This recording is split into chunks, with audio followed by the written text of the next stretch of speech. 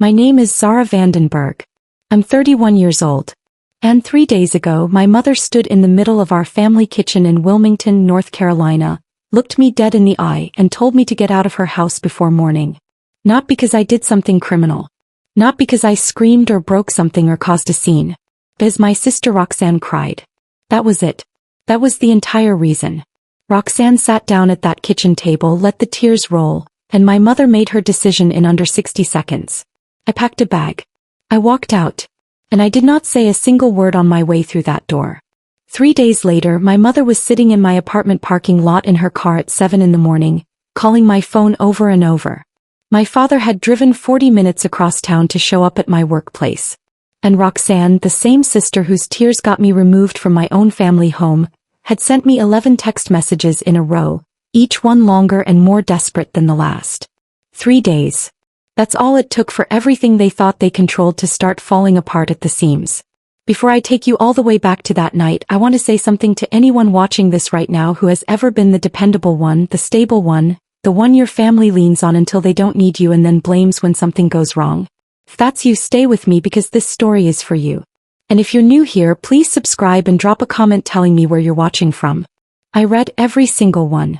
Now let me take you back to a Wednesday evening in October. And I'll tell you exactly how a woman who spent her entire adult life being the responsible daughter ended up standing in a parking lot at midnight with one bag and nowhere to go except forward. I need to set the scene properly because context is everything in a story like this. My parents, Dennis and Carol Vandenberg, have lived in the same house on Oleander Drive in Wilmington for 27 years. It's a wide one-story house with a covered porch and a magnolia tree in the front yard that my father planted the year I was born. The neighborhood is quiet. The kind of street where people still wave from their driveways and the same families have lived side by side for decades. From the outside, the Vandenberg house looks exactly like what it is supposed to be. Solid. Stable. A home built on routine and order. I am the older daughter. I'm 31 and I work as a financial analyst at a mid-sized logistics firm downtown. I have my own apartment, my own car, and I have been completely financially independent since I was 23. I visit my parents every Wednesday for dinner. Not because I was obligated to, because I genuinely wanted to. Or at least I wanted to believe that those Wednesday dinners meant something. That showing up consistently, being the daughter who called back, who helped with taxes, who remembered every birthday actually registered somewhere in the ledger of this family. Roxanne is 26. She lives at home. She has lived at home for the past 4 years. Ever since she moved back after dropping out of her second attempt at community college. In those 4 years she has held 6 different jobs. The longest lasted 8 months. She's not lazy in the way people picture when they hear a sentence like that. She's energetic, quick-talking, charming in the way that fills a room and makes strangers feel immediately at ease. The problem is that Roxanne has never once been held accountable for anything in her entire life. And when you grow up without ever facing a real consequence, you develop a very particular kind of confidence. The kind that has absolutely no foundation under it. The Wednesday it all collapsed started like every other Wednesday. I drove over after work, let myself in with my key and found my mother in the kitchen pulling a casserole out of the oven. My father was in the living room watching the news. Roxanne was somewhere in the back of the house. I could hear her on the phone, that particular tone she uses when she's performing for whoever is on the other end. Bright, slightly theatrical, just loud enough to be overheard. Dinner was fine for the first 20 minutes. My father asked about a project I had mentioned the week before. My mother talked about a neighbor's renovation. Normal conversation. Normal Wednesday. Then Roxanne came to the table, sat down, and within 4 minutes steered everything toward herself. Specifically toward the fact that her most recent job, a receptionist position at a physical therapy clinic on Market Street, had let her go that afternoon. I want to be precise about what happened next because it matters. I did not attack Roxanne. I did not call her names or raise my voice or make a single dramatic statement. What I did was ask one calm, measured question. I said, did they give you a reason and is there anything you can do differently next time? That was it. One sentence of genuine follow-up after she announced her 6th job loss in 4 years. Roxanne's face changed immediately. Her eyes filled and her chin started to tremble and she looked at my mother with that specific expression she has perfected over years of quiet practice. The one that says I am about to shatter and only you can stop it. My mother's hand went to Roxanne's arm before I even finished speaking. I watched it happen in real time. The decision was made before anyone said another word. My mother turned to me and her voice was flat and certain in the way that tells you the verdict was already in before the trial started. She said, I always do this. That I cannot let Roxanne have a hard moment without turning it into a lecture. That this is why Roxanne dreads these dinners. That was the first I had ever heard that Roxanne dreaded these dinners. I had been showing up every single Wednesday for 8 years without missing once. I looked at my father. He was cutting his food into smaller pieces and he did not look up. I asked my mother calmly what exactly I had said that qualified as a lecture. She told me I knew what I did. I asked again. She pushed back from the table, stood up and said that if I couldn't be supportive then maybe I should go home for the night. I said fine and reached for my jacket. That's when Roxanne looked up and said it. She said she was tired of feeling like a failure every time I walked into the room. That my presence alone made her feel worthless. And then my mother, without pausing, without one question, without a single moment of consideration, pointed at the kitchen door and told me to pack whatever I kept here and not come back until I could learn to be a sister. It wasn't the words that cracked something open in me. It was the speed. The absolute zero hesitation speed of my mother's choice. She didn't think about it. She didn't weigh anything. She just pointed and that was that. 31 years of showing up and it took Roxanne 11 seconds of tears to erase all of it. I went to the guest room where I kept a few things and packed them into my bag with the same focus I use when closing out a financial quarter. Methodical. Compartmentalized. I walked down the hallway. My father was back in the living room with the news still on. He heard my footsteps. I know because his shoulders shifted the way they do when he's pretending to be more absorbed in something than he actually is. I stopped in the doorway for 3 full seconds. He did not turn around. I walked out past the magnolia tree, got into my car and drove away from Oleander Drive in the dark. My hands were steady on the wheel. The radio stayed off. Somewhere on the bridge over the Cape Fear River with the water black beneath me and the city lights blurring at the edges of my vision, I made myself one single promise. I was done being the surface this family landed on every time they needed something soft to fall against. I pulled into my apartment just after 9. I sat in my car for a few minutes before going inside, not because I was falling apart, but because I wanted to arrive at my own front door already composed. I had been practicing that particular skill my entire life without ever recognizing it as a skill at all. Inside, I made tea I didn't really want and sat at my kitchen table in the quiet I had built entirely by myself. My phone stayed face down. I already knew my mother hadn't called. What I didn't know yet was what 3 days of silence would cost them. But I was about to find out. What I kept circling back to that night was not the words my mother said or the expression on Roxanne's face or even my father's shoulders turned deliberately away. What I kept coming back to was one single thing. The speed. My mother had made that decision so fast it couldn't have been a real decision at all. It was a reflex. And reflexes don't come from nowhere. They come from years of a pattern so deeply worn into the floor of a family that it eventually runs on its own.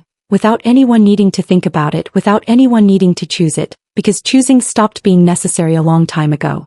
I didn't have the full shape of that pattern yet. But lying there in my own apartment, in the silence I had earned entirely by myself, I was starting to see the outline of it for the very first time. And what I saw made everything that came before it suddenly terribly clear. I want to tell you about the first time I understood that my family operated on a different set of rules depending on which daughter you were. I was 14 years old. It was a Saturday morning in late August, the kind of humid Wilmington morning where the air sits heavy on your shoulders before you even step outside. I had spent 3 weeks that summer working a babysitting job for a family 2 streets over, saving every dollar in a mason jar on my dresser because I wanted to buy a specific graphing calculator for my advanced math class. My teacher had recommended it. It wasn't cheap. It was $68 and I had earned X. I want to tell you about the first time I understood that my family operated on a different set of rules depending on which daughter you were. I was 14 years old.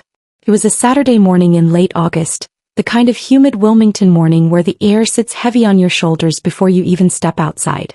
I had spent 3 weeks that summer working a babysitting job for a family 2 streets over, saving every dollar in a mason jar on my dresser because I wanted to buy a specific graphing calculator for my advanced math class. My teacher had recommended it. It wasn't cheap. It was $68 and I had earned exactly 71. I came downstairs that morning and the mason jar was on the kitchen counter, empty. Roxanne was at the table eating cereal. She was 10 years old and she did not look up. My mother was at the sink and she told me before I could even ask that Roxanne had needed new shoes for the school year and they had borrowed from my jar and would pay me back at the end of the month. I stood there in the kitchen doorway holding the empty jar. My father was reading the newspaper at the table. He turned a page. Nobody said they were sorry. Nobody asked if that was okay. The money I had spent an entire summer earning had been taken out of a jar in my own bedroom without a single conversation, and the explanation I received was delivered the same way you'd explain a minor scheduling change. Matter of fact. Already decided. Not up for discussion. I never got paid back. Not at the end of that month or any month after. I stopped waiting by October. What I didn't stop doing was noticing.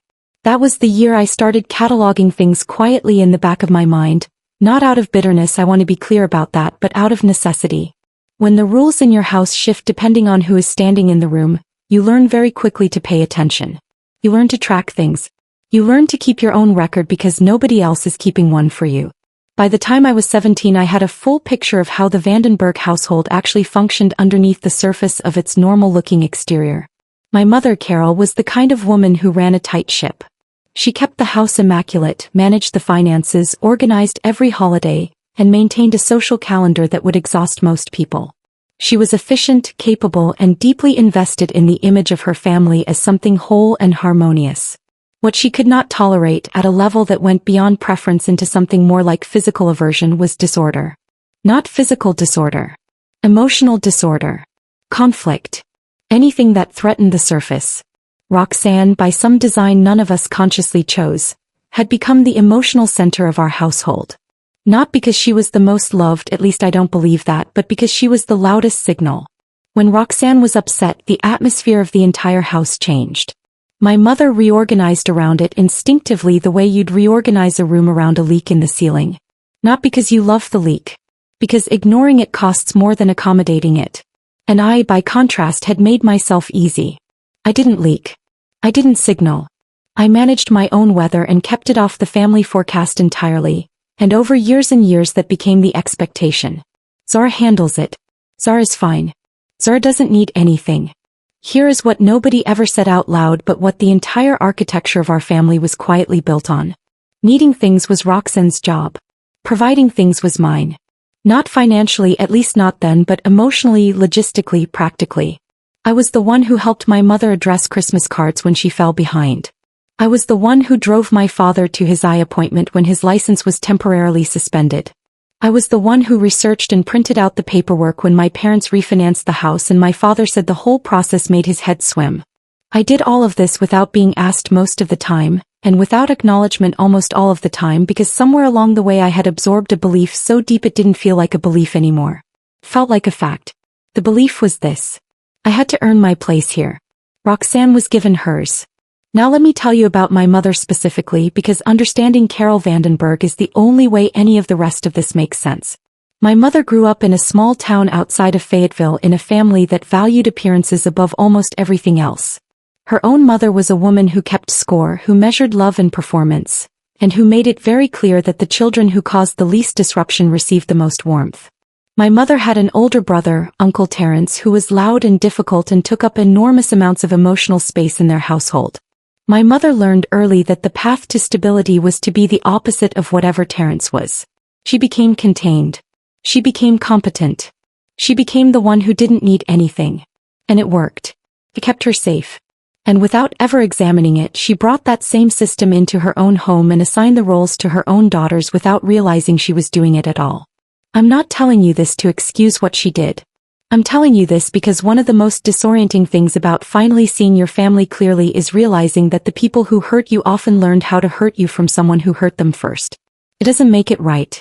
It doesn't make the empty mason jar on the kitchen counter any less of a theft. But it does make it make sense in a way that nothing else does. And sense, even painful sense, is something I have always needed more than almost anything else. My father Dennis is a different kind of story. He's a civil engineer, retired now, the kind of man who spent 35 years solving structural problems for the state of North Carolina and came home every evening to a house whose structural problems he had absolutely no tools to address. He's not a cruel man. I have never once believed my father was cruel. What he is, and what he has been for as long as I can remember, is conflict-averse to a degree that in a different context you might call it a disorder. He cannot sit in discomfort. Not his own, and especially not the discomfort of the people around him. When there was tension in the house between my mother and me, or between me and Roxanne, my father's response was always the same. He left the room. He found something to fix in the garage. He got very interested in whatever was on television. He became reliably and completely unavailable. I used to think this was weakness. Sitting in my apartment the night after I was told to leave, I was starting to think it was something more deliberate than that. Because weakness implies an inability. What my father had was a choice. Every single time the house tilted and I needed someone to say, wait, this isn't fair, he had a choice. He chose the garage. He chose the television. He chose the newspaper turned to the next page while I stood holding an empty jar. You can love someone and still hold them responsible for the choices they made. I was 31 years old and I was finally learning how to do both at the same time. The morning after I left, I woke up at 6 as I always do. I showered. I made coffee. I drove to work and sat through a 90-minute budget review meeting and answered 17 emails and ate lunch at my desk because we were closing out a client report. Nobody at the office had any idea that my mother had pointed at her kitchen door less than 12 hours earlier. Nobody noticed anything different about me. I had spent too many years being good at looking normal while something underneath was quietly rearranging itself. No call came that day. Not from my mother. Not from my father. Not from Roxanne. I checked my phone 3 times. Once in the morning, once at lunch, once before I turned off my bedside lamp. Nothing. The silence was not a surprise. I knew exactly what they were waiting for. They were waiting for the pattern to run its course. The part where I called first, softened my voice, apologized for making things uncomfortable, and offered to smooth everything back down so we could all pretend the dinner had never happened. That was my role in the cycle. I absorbed the incident and then I cleaned it up, and the cleaning up was how everyone knew we were done with it, and the cycle reset and we moved forward until the next time. I did not call. But I did something else that night that surprised even me. I opened my laptop, pulled up a blank document and started writing. Not a letter. Not a speech. Just a timeline. The mason jar. The graduation dinner my parents missed because Roxanne had a cold and didn't want to be home alone. The birthday where my mother spent 40 minutes on the phone with Roxanne mid-celebration because she was upset about a boy. The job offer I had received at 25, a significant promotion requiring a move to Charlotte, that I had quietly declined because my mother said the timing wasn't good and I hadn't pushed back. I had just folded. I had just adjusted. I had just been the easier daughter one more time. The list was longer than I expected. Much longer. And sitting there reading it back, what hit me wasn't anger. It was something quieter and more clarifying than anger. It was the recognition that I had been so focused on keeping the peace that I had never once asked myself what the peace was actually costing me. Day 1 was over. 2 more days of silence stretched ahead. And somewhere in those 2 days, everything was about to crack wide open. Day 2 started with a phone call I was not expecting. Not from my mother.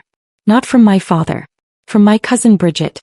Bridget Calloway is 34, 3 years older than me, and she lives in Durham where she runs a small interior design studio out of a converted warehouse space near the American Tobacco campus. We are not the kind of cousins who talk every week. We are the kind of cousins who have a genuine warmth between us that neither of us has ever needed to perform. She calls when something matters. Which is why when her name lit up my screen at 8:15 on a Thursday morning while I was sitting in my car in the office parking lot, I picked up on the first ring. She didn't waste time. She said she had heard from her mother, my Aunt Patricia, that I hadn't been at Wednesday dinner and that apparently things had gotten tense, and she wanted to call me directly rather than let the family telephone game run its course. I appreciated that more than I could say in the moment. I told her what happened. All of it. The question I asked. Roxanne's reaction. My mother's hand on Roxanne's arm before I even finished my sentence. The point at the door. The drive home over the Cape Fear River in the dark. Bridget listened without interrupting, which is rarer than it should be. When I finished, she was quiet for a moment. Then she said, "Zara, I need to tell you something I probably should have said a long time ago." She told me that at my parents' anniversary dinner 2 years earlier, the one I had spent 3 weeks helping organize before handing all the logistics over to my mother when my work schedule tightened, she had watched something that stayed with her. During the toasts, my father had mentioned Roxanne by name twice. He had mentioned me once, in passing, in a sentence that was technically about both of us but landed like it was about neither. Bridget said she had looked around the table to see if anyone else noticed. Nobody reacted. And she had told herself it was just the way he spoke, just poor phrasing, and let it go. She said she was sorry she had let it go. I told her she had nothing to apologize for. But I wrote it down on my list when we hung up. Because it belonged there. I want to talk about Roxanne now in a way that I couldn't have managed a week ago because a week ago I was still too close to it. Roxanne is not a monster. I need to say that before I say everything else because the easiest version of this story would be to make her one, and that would be both dishonest and lazy. Roxanne is a 26-year-old woman who was handed a survival strategy at an age when she was too young to question whether it was good for her. The strategy was this. Emotion is currency. Deploy it correctly and the world reorganizes itself around you. She didn't invent that strategy. It was handed to her by every single time our mother rushed to her side, every single time a consequence was quietly absorbed by someone else, every single time the room adjusted its temperature to match her mood. What I had spent years interpreting as manipulation I was beginning to understand was something more complicated. It was adaptation. Roxanne had adapted to the environment she was raised in with the tools that environment rewarded. The problem was that those tools only worked inside a very specific ecosystem. Inside the Vandenberg house on Oleander Drive with Carol and Dennis running the atmosphere, Roxanne's emotional signals produced immediate results. Outside that house, in a job, in a relationship, in any context where the other people had not been trained for years to respond to her particular frequency, those same tools produced nothing. Which was why she kept coming back. Not because she was lazy. Because the house was the only place where her strategy still worked. I had been the involuntary proof of concept for her entire system. Every time I absorbed the blame for something Roxanne did or didn't do, every time I stepped back so she could step forward, every time I made myself smaller so the dynamic could stay stable, I had been reinforcing the lesson that the world would accommodate her if she pushed the right buttons. I was 31 years old and I had spent 17 years being a load-bearing wall in a structure I had never agreed to hold up. And the Wednesday I finally asked one honest question at a dinner table was the Wednesday the structure decided I was a threat rather than a support. By midday on Thursday I had eaten lunch at my desk again and finished the client report and sent it for internal review and done everything a functional adult does on a Thursday at a logistics firm in downtown Wilmington. And then I sat back in my chair and stared at the wall for about 4 minutes and let myself feel, fully and without management, what it actually meant that my mother had not called in 36 hours. Not a text. Not a voicemail. Nothing. After 31 years of Wednesday dinners and tax paperwork and Christmas cards and refinancing documents and all the 10,000 small unremarkable acts of being the daughter who showed up, the silence on the other end of my phone was total. I want to be honest with you about something. There was a version of me that still wanted her to call. Not the version that would have given in. But a younger version, the one who had stood in a kitchen doorway holding an empty mason jar while her father turned a newspaper page. That version still wanted to be surprised. Still wanted the phone to ring and for it to be my mother saying she had thought about it and she was wrong. I sat with that for a few minutes. I let myself feel the weight of wanting something you already know isn't coming. And then I closed my laptop, got my keys and drove home. That evening my friend Danny came over. I had texted her earlier in the day, not the full story, just that something had happened with my family and I wasn't doing great.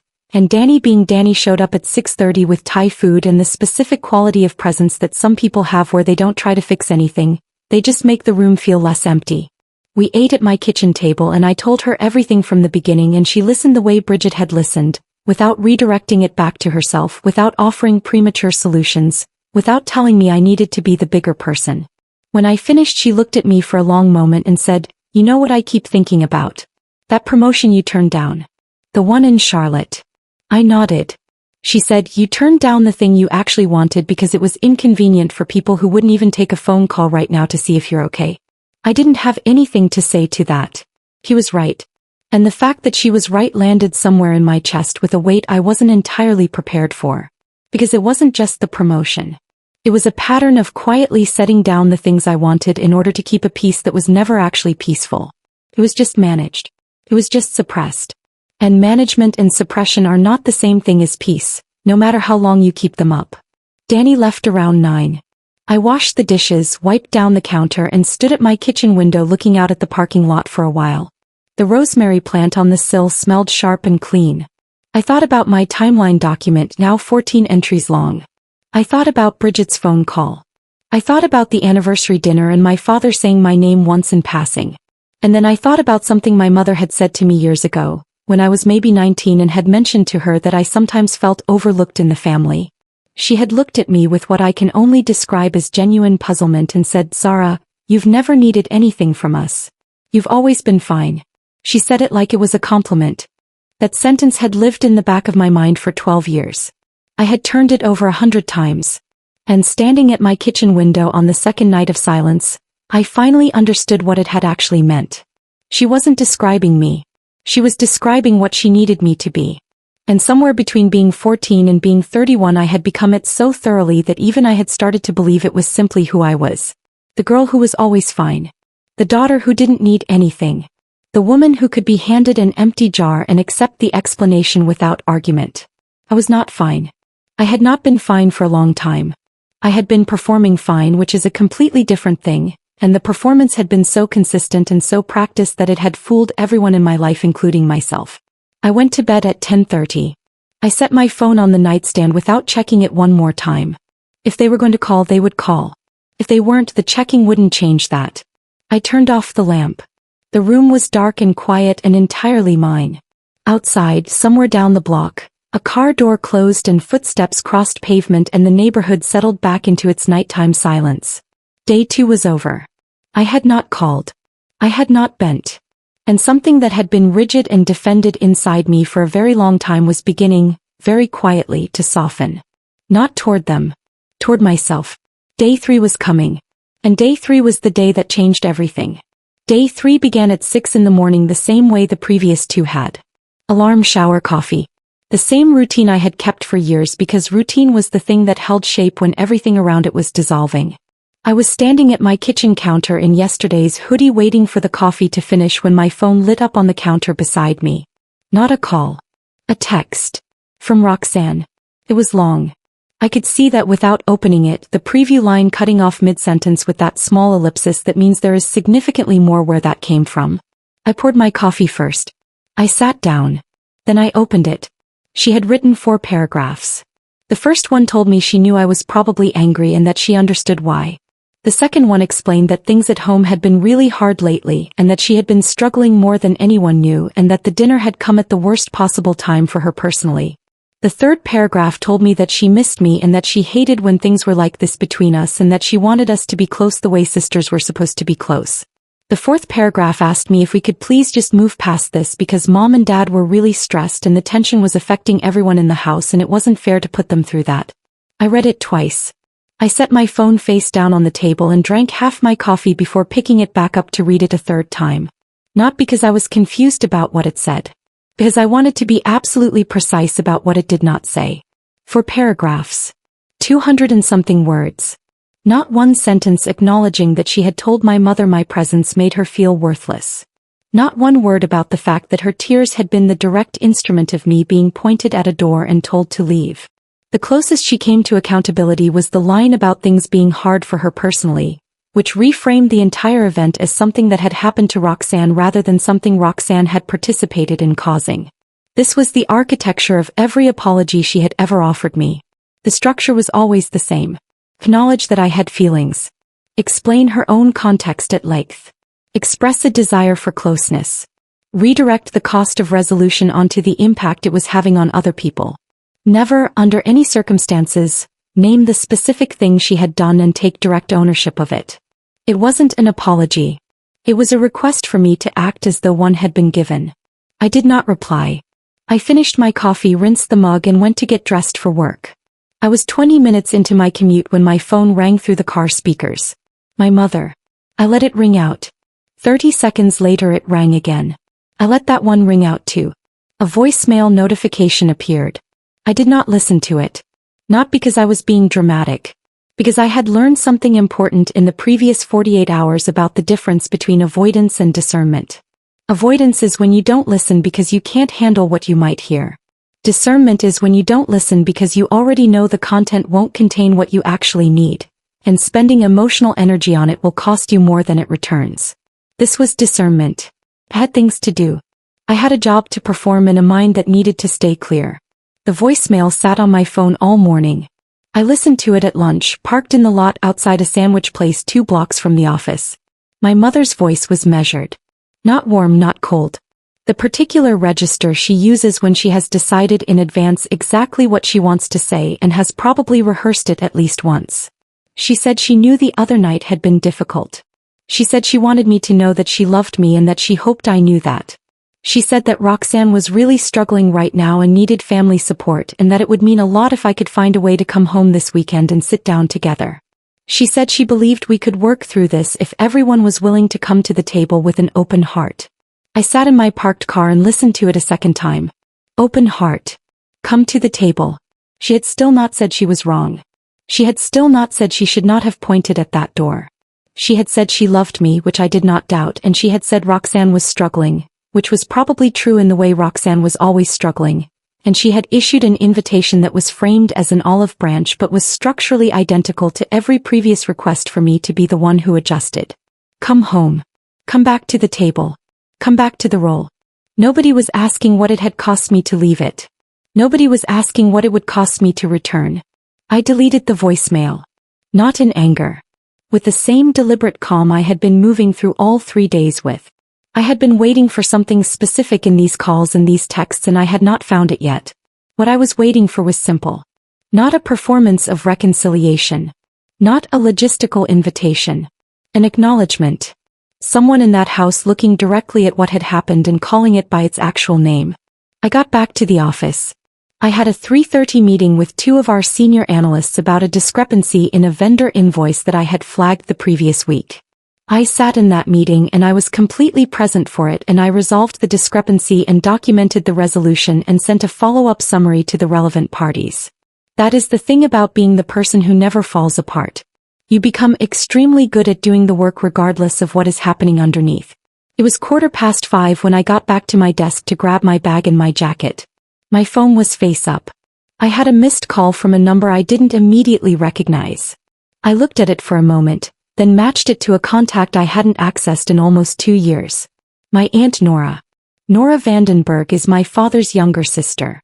She lives in Wrightsville Beach, barely 12 minutes from my apartment, which is one of those geographic ironies that says something about how carefully my family had always managed who I was in contact with and when. Nora and my father had a falling out about 4 years ago over something I was never given the full story on. My mother referred to it as Nora stirring things up, which I had always taken at face value because I hadn't had any reason not to. I called her back from the parking garage before I started the car. She picked up immediately. She said she had been trying to decide whether to call me for 2 days and had finally decided that not calling was worse. She said she had spoken to my father that morning. She said he had called her, which apparently he almost never did anymore, and that he had been more shaken than she had heard him sound in years. Not because of the fight. Because of what happened after I left. She paused and then she said, "Zara, your mother told your father that if he called you to apologize before she was ready, she would consider it a betrayal." She actually used that word. Betrayal. I sat in my parked car on level 2 of the office garage with the engine off and the concrete walls close on both sides and I held my phone and I let that sentence finish landing. My father had wanted to call me. Not on day 4 to ask about a seating chart, not because he needed something managed. He had wanted to call me. And my mother had told him that doing so before she gave permission would be a betrayal of her. Nora gave me a few seconds. Then she said, "I got pushed out of this family for asking questions that made your mother uncomfortable. I want you to know that what you're experiencing right now, this specific thing, the silence, the management, the way every pathway back leads through her approval, I know exactly what that is. I lived it. And the reason I moved 12 minutes away and never got invited to Christmas is because I stopped pretending I didn't see it." I asked her why she was telling me this now. She said because my father sounded scared. Not of my mother. Scared that he had let this go too far and didn't know how to get back across the distance he had allowed to open. She said she thought I deserved to know that not everyone in that house was at peace with what had happened. She said she wasn't calling to recruit me into anything or to push me toward a decision. He just wanted me to have the full picture. We talked for 22 minutes. By the time I hung up, the parking garage was almost empty and the light through the concrete slats had gone the dark orange of early evening. I started the car and sat with both hands on the wheel for a moment before pulling out. The timeline document on my laptop at home now had a piece of information it had been missing. A witness. Someone who had seen the same structure from the inside and walked away from it years before I had the clarity to see it myself. I wasn't alone in this. I hadn't been imagining it. And my father, the man who had spent 31 years choosing the garage over the conversation, was apparently sitting in that house right now, afraid that this time the cost of his silence might finally be too high to absorb. I pulled out of the garage and onto the street. The Cape Fear River was visible between the buildings as I turned toward home, the water catching the last of the evening light. My phone stayed quiet the rest of the drive. But I had a feeling, settled and specific, that the quiet was almost over. I was home for exactly 40 minutes before the knock came. Not a call this time. Not a text. An actual knock on my actual door at 7:18 on a Friday evening. I was in the kitchen reheating leftovers when I heard it, 3 measured raps, the kind that are trying very hard to sound calm. I turned off the stove burner, wiped my hands on a dish towel and walked to the door. I looked through the peephole. My mother was standing in my hallway in her good coat, the charcoal wool one she wears for occasions she considers important. My father was standing one step behind her and to the left, hands in his jacket pockets, looking at the floor. I stood at my door for a full 10 seconds. Not frozen. Deciding. Not whether to open it, but how to open it.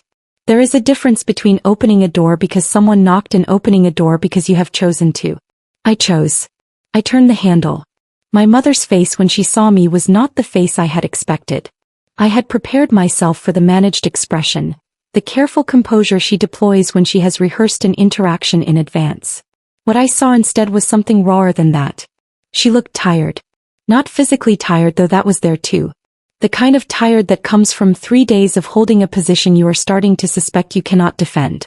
My father looked at me over her shoulder and something in his face shifted immediately, a quick tightening around the eyes that in another man might have broken into tears. I stepped back from the door. I did not say come in. I just stepped back, which was invitation enough. They came inside. My mother looked around my apartment with the specific expression of someone who has been there before but is seeing it differently now. My father stopped in the middle of my living room and stood with his hands still in his pockets like a man who has driven 40 minutes to say something and is only now confronting the reality that he has to actually say it. I did not offer them coffee. I did not say it was good to see them or that I was glad they came. I sat down on the far end of my couch and I waited. If they had driven here, they could start the conversation. My mother sat in the chair across from me. My father remained standing for a moment, then seemed to decide that standing was making things worse, and lowered himself onto the other end of the couch. The 3 of us formed a triangle in my living room and the silence lasted about 8 seconds, which is a very long time when the air is that heavy. My mother spoke first. He said my name. Just my name, Zara, the way you say a word when you are trying to locate yourself inside it.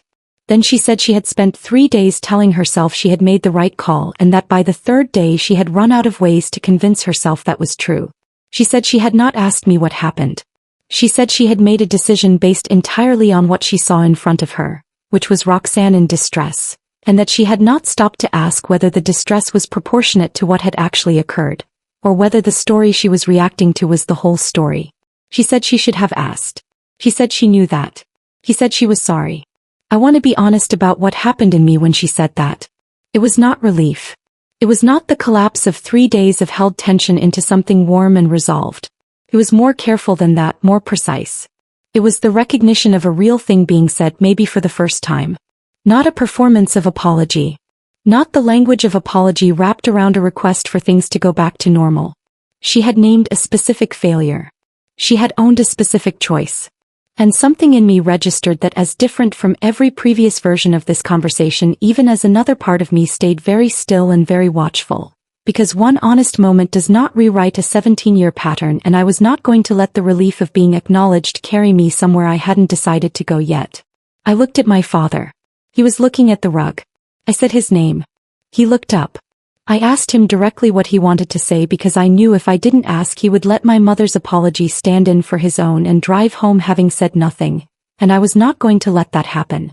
Not this time. He was quiet for a moment. Then he said something I had genuinely never heard him say in 31 years. He said, I have never once stood up for you in that house the way I should have. He said it plainly without dressing it up, without hedging it with but or because or context. Just the statement, bare, sitting in the middle of my living room like a piece of furniture that had always been there and had finally been acknowledged. He said he had told himself for years that keeping the peace was the same as keeping the family together, and that he understood now that what he had actually been doing was keeping himself comfortable while everything that was unfair stayed exactly as unfair as it had always been. He said he was sorry. He said he had been sorry for a long time. He just hadn't found a way to say it that didn't require him to also say everything else, and everything else had always felt like too much. I sat with that for a moment. It was a real apology. Not a complete accounting of 31 years, but a real apology from a real man who was sitting on my couch looking at me like a person who had been carrying something for a very long time and had finally put it down. I told him I heard him. I told him hearing it mattered even though it didn't undo anything. He nodded like a man who had expected exactly that and had come anyway. Then I asked the question I actually needed answered. I asked where Roxanne was. My mother glanced at my father. He looked at the rug again briefly, then back at me. My mother said Roxanne had refused to come. She said she had told Roxanne that they were coming to my apartment to apologize and that she had expected Roxanne to come with them and apologize directly for what she had said. Roxanne had said that she had already texted me and that she didn't see why she needed to do anything else. My mother said she had told Roxanne that a text was not sufficient. Roxanne had told my mother that she was being dramatic. And then Roxanne had gone to her room and closed the door. I watched my mother's face as she told me this. There was something new in it. Not quite disillusionment because I don't think she was fully there yet. But a crack. A small, specific crack in the certainty she had always carried about Roxanne's fundamental fragility. Because you can maintain the belief that someone is too fragile to be held accountable right up until the moment they tell you that you are being dramatic for expecting a basic apology, and at that point the fragility starts to look a great deal like convenience. I did not say I told you so. It would have been accurate, but it would have cost more than it returned, and I was done spending resources on outcomes that didn't move anything forward. What I said instead was this. I told my mother that I was glad she had come. I told her that her apology was real and that I had heard it and that it meant something to me. I told my father the same. And then I told them both very clearly that I was not coming back to Wednesday dinners, not to the house, not to the routine, not to anything that looked like the previous version of our dynamic, until Roxanne sat across from me and named what she had done. Not implied it. Not referenced it obliquely in a text. Named it. Directly. To my face. My mother started to say something about giving Roxanne time. I told her gently but without any room for negotiation that time was fine, but time was Roxanne's to use, not a reason for me to adjust my position. I said I was not punishing anyone. I was protecting myself, and the distinction mattered to me even if it didn't look different from the outside. My father stood up first. He crossed the room to where I was sitting and he put his hand on my shoulder for a moment, just briefly, the kind of contact that doesn't require words and doesn't ask for anything back. Then he stepped back and waited for my mother. She stood, straightened her coat, and looked at me with an expression I had not seen on her face before. Not quite remorse and not quite pride. Something in between that I didn't have a word for yet. He said she loved me. I said I knew. I said I loved her too. And then I opened the door and they walked out into the hallway and I stood in my doorway and watched them reach the elevator. My father turned around once before the doors opened. He looked at me across the hallway. We just looked at each other, a father and a daughter who had spent 31 years almost having this conversation, and for the first time it felt like we had actually had it. The elevator doors opened. He stepped inside. The doors closed. I went back into my apartment.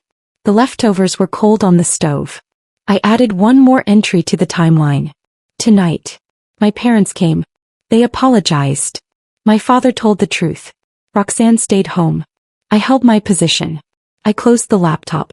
Outside, the Cape Fear River moved in the direction it had always moved, and I stood in the kitchen of the life I had built entirely by myself and felt, for the first time in 3 days, something close to still.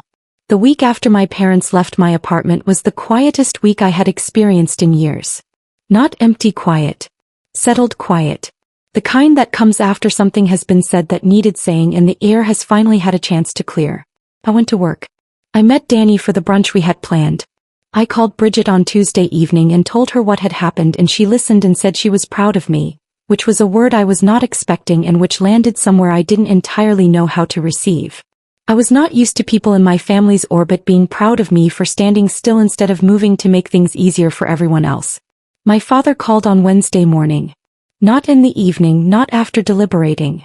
Wednesday morning, early, before either of us would normally be doing anything except drinking coffee and getting ready to face the day. He said he just wanted to check in. He asked how I was sleeping. I told him honestly that I was sleeping better than I had in months, which seemed to affect him more than I expected. He said that was good. He said he meant it. We talked for 11 minutes about nothing in particular, about a fishing trip he was considering, about a documentary I had watched, about the weather along the coast. It was the most ordinary phone call we had ever had, and it was also the most honest because for the first time it wasn't built on top of anything we were both pretending not to see. Roxanne called on Thursday night at 9:47. I was already in bed reading when the phone lit up. I looked at her name for a moment. Then I answered. She didn't open with an apology. I want to be accurate about that. She opened with my name and then a long pause, the kind of pause that in the past I would have rushed to fill, offering her the opening, smoothing the moment, making it easier for her to get to whatever she was trying to say. I did not fill the pause this time. I let it sit there between us on the line until she was the one who had to move through it. She said she had been thinking. She said she had been doing a lot of thinking since our parents had come to my apartment and come home and told her what I had said. She said it wasn't the first time someone had told her she needed to take accountability for something and she had brushed it off, but that for some reason this time it was staying with her in a way the other times hadn't. She said she thought it was because I was the one person in her life whose opinion she had always measured herself against, even when she pretended not to, even when she was performing the opposite. I listened without speaking. I was not going to help her get there. She had to get there herself. She said she remembered the dinner. She said she remembered exactly what she had said to our mother.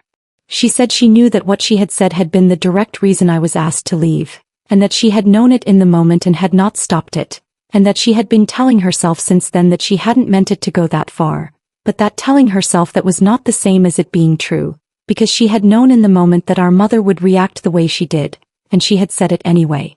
She said the word anyway like it cost her something. Because it did. It was the first time in the entire history of our relationship that Roxanne had named a specific thing she had done and acknowledged the gap between what she intended and what she chose. I asked her one question. I asked her why she had said it. Not to punish her. Not to extend the conversation into something larger than it needed to be in that moment. Because I genuinely wanted to know whether she had an answer and whether the answer would be honest. She was quiet for a long time. Then she said she thought it was because my question at dinner had felt like a mirror and she hadn't been ready to look into it. She said when I asked whether there was something she could do differently next time, what she had actually heard underneath it was the same thing she always heard when I asked her anything about her choices. That I already knew the answer and was waiting for her to arrive at it. That no matter what she said I would have a more competent, more considered response waiting. She said that feeling had always made her want to find a way to end the conversation before it could go any further. She said she understood now that the way she had learned to end those conversations was to make them about her feelings instead of her actions, and that in doing so she had consistently made me the problem instead of herself. She did not say I'm sorry you felt that way. She did not say this whole thing has been hard on all of us. She said I am sorry for what I said and for what it caused. 6 words of actual apology sitting inside a longer, more complicated sentence, but they were there and they were real and they were hers. I told her I heard her. I told her that what she had just said was the most honest thing she had ever said to me and that it mattered. I told her it didn't fix everything and that we were not going to be fine overnight and that I was not going to pretend otherwise, because pretending otherwise was exactly the habit that had gotten us all to that Wednesday dinner in the first place. She said she understood. She sounded like someone standing in a room she had just walked into for the first time, uncertain of the floor beneath her, but present. Actually present without a performance running underneath the presence. We talked for 34 minutes. By the end I was sitting up in bed with the lamp on and the window cracked and the night air coming in off the water. We did not solve everything. We did not arrive at some cinematic version of sisterhood where the previous 26 years folded neatly into a resolution. What we arrived at was something more modest and more real than that. A beginning. Not the beginning of something new exactly, but the beginning of something honest, which in our family was the same thing. In the weeks that followed, things changed in the specific incremental way that real things change, not all at once but in small movements. My mother and I began talking on the phone twice a week, short calls, no agenda. She did not immediately become a different person. She still occasionally defaulted to managing rather than connecting. But she was trying in a way that was visible and genuine was something I could work with. My father and I established a Wednesday morning call that replaced, in a smaller and more honest way, the Wednesday dinners I was not yet ready to return to. He told me things in those calls I don't think he had told anyone, small admissions about choices he wished he had made differently, about the gap between the father he had intended to be and the one he had shown up as. I did not absolve him of everything, but I listened. And listening was becoming something that cost me less than it used to. Roxanne started seeing a therapist in November. She told me herself, not in a way that asked for a reaction, just as a fact she wanted me to know. I said that was good. I meant it without complication for the first time in as long as I could remember. I want to tell you the thing I learned that I didn't expect. I went into those 3 days believing the most important thing on the other side would be an apology. The apologies mattered. But the thing that actually changed the most was not what my family did. It was what I stopped doing. I stopped calling first. I stopped filling silences that were not mine to fill. I stopped absorbing friction and smoothing it down before it could show anyone anything true about themselves. And in stopping, I gave every person in that house the room to either rise or reveal themselves without me holding the floor up. My timeline document has 23 entries now. I read it sometimes, not often, just when I need to remember the shape of what was true before the version I wanted to be true took over. The last entry is short. Says they came. Says I stayed. Says something shifted. I opened the document one evening recently and added one more line underneath the last entry. It said this is where the new pattern starts. Then I closed the laptop, turned off the kitchen light, and stood at the window for a moment looking out at the dark street below. The magnolia tree my father planted the year I was born is on Oleander Drive, not outside my window. My window looks out over a parking lot and a strip of distant water and the ordinary nighttime lights of a city I chose and have lived in on my own terms for 8 years. It is not a dramatic view. It is just mine. I have been the dependable one, the stable one, the one who absorbs the damage and calls it strength for as long as I can remember. I am still dependable. I am still stable. But I am done absorbing damage and calling it anything other than what it is. That is the whole story. And if any part of it sounded familiar to you, drop a comment below and tell me. Option A, if you have been the invisible one in your family. Option B, if you have ever been the one who was told to be the bigger person so many times that you started to lose track of who the smaller one was supposed to be. I read every single one. And I will see you in the next one. If this story made you feel something, don't just scroll away. There are so many stories out there that never get told, and here on Confire Stories we bring them to life. So if you enjoy emotional, real-life drama like this, take a second to subscribe and be part of the journey. And if you've ever been in a situation like this, or have a story of your own, share it in the comments. I read them. Thanks for watching, and I'll see you in the next story.